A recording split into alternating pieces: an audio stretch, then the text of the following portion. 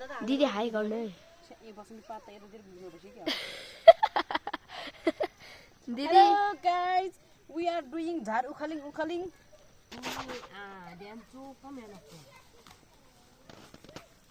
नाटक पारेको कि एजे फेरि मैले त्यसरी उखाले हेर्यो ल साग उक्किनु हेलो मम्मी यता हेर्नु न हाई बोल्नु हेय मम्मी पनि मम्मीको त एक्सन हो र फेरि ल दिदी बुढो भन्न बस्नु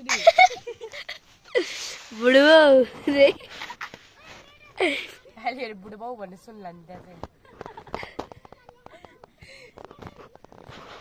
फेरि बुढो बाउ भनेर निक्नेमै बुढो बाउ भएछ नि दिदीले मलाई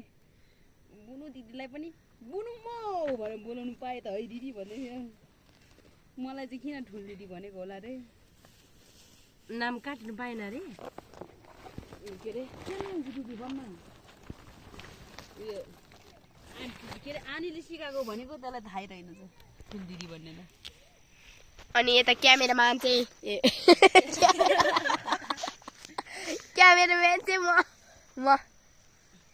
डन दादा